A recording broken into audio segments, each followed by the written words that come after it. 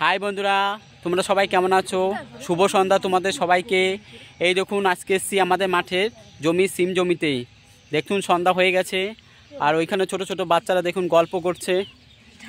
কিরে, তোরা ছোট ছোট ভাইরা বসে গল্প করছিস? সামনে তো সরস্বতী পুজো চলে এসছে। সরস্বতী পুজো করবি না? ওটার প্ল্যান করছিস? তাহলে কয় টাকা চাঁদা উঠলো? 3000 টাকা। তাহলে তো সরস্বতী পুজো করতে হবে, তাই তো? তাই সবাই তাহলে সরস্বতী পুজো করবো। ও টেকো, এটা কে রে? মাধাই না? ও মাধাই, কেমন আছিস? সরস্বতী পুজো করবি না? ও তাই, 3000 টাকা চাঁদা উঠেছে, তাই তো? সরস্বতী পুজো কোথায় যাবা ঘুরতে? ও বাগাডাঙ্গা, ওই জায়গায় যাবা? ঠিক আছে, তাহলে আমি একটা বলছি, সরস্বতী পুজো যখন করবা তাহলে সরস্বতী ঠাকুর বানানটা কি বলো? সরস্বতী বানান কি? কি বন্ধুরা দেখুন, আমাদের মাথায় সরস্বতী বানান বলবে, দেখি বলো।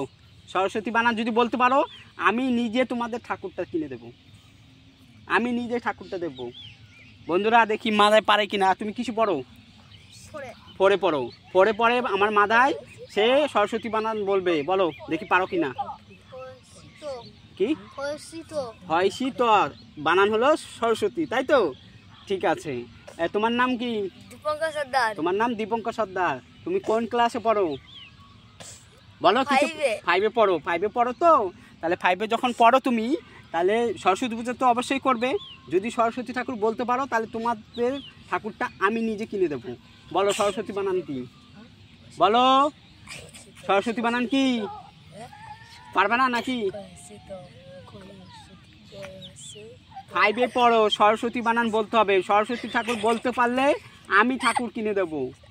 বন্ধুরা দেখুন, দীপঙ্কর 5-এ পড়ে, সে সরস্বতী বানানটা পারছে না।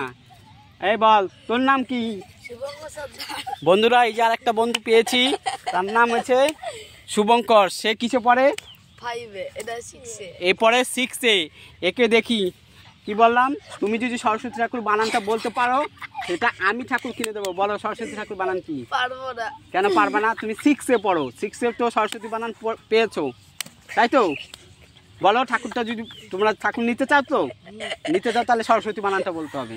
পারবো না, কিনে ঠাকুর নিয়ে আসবো। কিনে নিচ্ছে? ও, আর আমি যদি বিনা পয়সায় কিনে দেবো, যে সেটা 3000 টাকা বেঁচে যাবে, যে আমার বেঁচে টাকা পয়সা লাগবে না। লাগবে না? তাই তাহলে সরস্বতী ঠাকুর বানান বলো, তাহলেই হবে।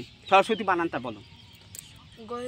তো হলো না, 6-এ পড়ো, সরস্বতী বানানটা পারলো না। এবার তোমার নাম বলো। আমার নাম অমিত সর্দার। বন্ধুরা এই যে অমিত সর্দার, ওকেও বলছি, দেখি ও সরস্বতী ঠাকুর বানান পারে কিনা, দেখি ওরা পায় কিনা আমার তরফ থেকে সরস্বতী ঠাকুর গিফটটা। বলো তুমি কোন ক্লাসে পড়ো? 7-এ। 7-এ। তাহলে 7-এ যেহেতু পড়ো, সরস্বতী ঠাকুর বলতে হবে বানানটা। যদি বলতে পারো, তবে আমার তরফ থেকে তোমাদেরকে সবাইকে একটা সরস্বতী ঠাকুর গিফট দেবো। বলো বানান। তো স তো এত শত হলো, সরস্বতী বানান তো হলো না। বলো, চেষ্টা করো, চেষ্টা করো। বন্ধুরা অমিত সর্দার সরস্বতী বানান 7-এ পড়ে, সে এখনো পারছে না সরস্বতী বানান। এবার তুমি বলো, তোমার নাম কি? সম্পিত সর্দার। সম্পিত সর্দারকে বন্ধুরা বলছি, ও কোন ক্লাসে পড়ে? 8-এ। ক্লাস 8-এ পড়ে, দেখি ও পারে কিনা সরস্বতী ঠাকুর বানান বলতে। বলো সরস্বতী বানান কি? হ্যাঁ, ঠিক করে বলো। বন্ধুরা ওরা কিন্তু শুনছে, তুমি যদি সঠিক বলতে পারো, আমার তরফ থেকে একটা সরস্বতী ঠাকুর গিফট দেবো। বলো কি? ঠিক করে বলো, হাসলে হবে না। বলো তুমি যেহেতু কিছু পড়ো 8-এ, ক্লাস 8-এ পড়ো, তাহলে ক্লাস 8-এ পড়ো নিশ্চয়ই, তাহলে সরস্বতী বানান পারবে। বলো দেখি সম্পিত পারে কিনা। হ্যাঁ, হ্যাঁ, সরস্বতী। সরস্বতী, তাই তো?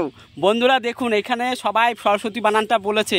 আপনারাই সবাই বলুন, এরা কি সরস্বতী পুজোর জন্য যোগ্য স্টুডেন্ট?